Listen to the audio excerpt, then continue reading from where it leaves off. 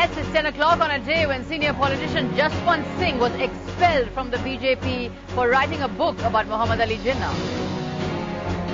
I was pictured as Hanuman who found answers. I'm sorry that today I'm treated as a Ravan. Once he was Vajpayee's Hanuman, now he is the BJP's new Ravan. Jaswant Singh is thrown out of the BJP for praising Jinnah and criticizing Sardar Patel in his new book, Jinnah, India Partition Independence. Clearly for the BJP, a true Bharatiya nationalist can never praise Jinnah or ever criticize Sardar Patel. That brings us to my earlier question of the day. BJP sacks Jaswant. Is it wrong for Indians to demonize Muhammad Ali Jinnah? Type QTD space Y for yes, QTD space N for no, SMS to 51818 and express an opinion. Why not do that on that lively website known as ibnlive.com.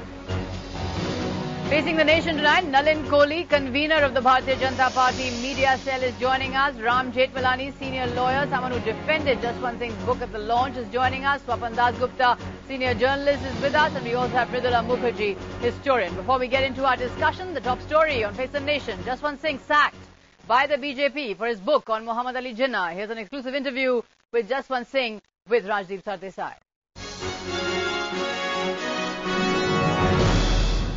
Appreciate your joining us, sir, on what is a difficult moment for you. In that press conference that you addressed today, you seemed more hurt and emotional, sir, rather than being angry and bitter. You almost seemed teary-eyed at times. Well, forgive me, I find that a very strange question. I spent 30 years with an organization as one of its founder members, in the sense that when the party was founded, I was with it. And Mr. Vajpayee was the first president of the BJP, along with Advaniji, and very kindly then invited me to be one of the junior office bearers. In that sense, the past 30 years with this organization, to be terminated suddenly in the session through a telephone call in the middle of the day, well, it's not the most pleasant of political experiences. Sacked on the telephone after 30 years in the BJP. Now, 3 years ago, Advani visited Pakistan and paid a price for praising Muhammad Ali Jinnah. Now, Jaswant Singh has lost his place in the BJP for writing on Jinnah.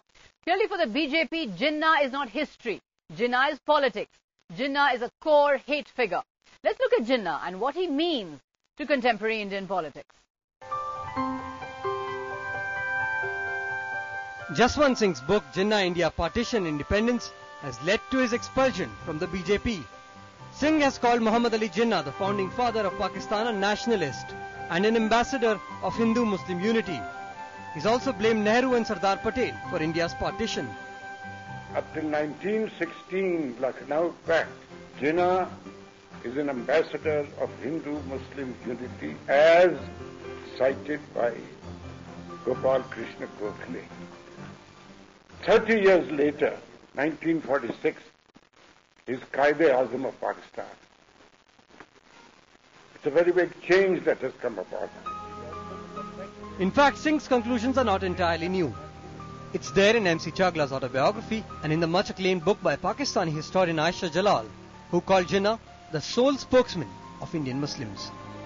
Muhammad Ali Jinnah Bhai was a westernized barrister and a Gujarati-speaking Khoja Muslim, who was a lifelong political rival of Jawaharlal Nehru.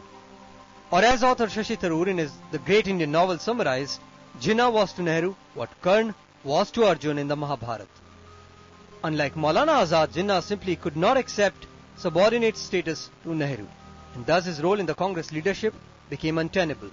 The British plans for devolution of power to Indians, such as the Cripps Mission of 1942 and the Cabinet Mission Plan of 1946, were totally unacceptable to Nehru. He thought they gave far too much freedom to the states, yet provincial autonomy was Jinnah's key demand, leading to complete deadlock with Nehru. And the methods that he used to achieve his goals, which was the creation of a separate Muslim nation, do not portray him as a particularly secular-minded person. The nationalist school of historians in India still regard Jinnah as the villain of India's freedom movement. But later historians, not unlike Jaswant Singh, have seen him embodying a similar conflict with the Congress, as did the Sikhs and even Ambedkar. Their attempt to represent particular communities clashed with the Congress' insistence that it alone represented every Indian. With Sagarika Ghosh in New Delhi, Asim Khan. So the initial results now of our SMS poll. Is it wrong for Indians to demonize Jinnah? What are you telling us at the start of the show? In fact, 56% are saying yes, 44% no. A majority there saying no, let's not demonize Jinnah. Let's look at him perhaps more objectively as suits our new generation. Let's get into Crossfire.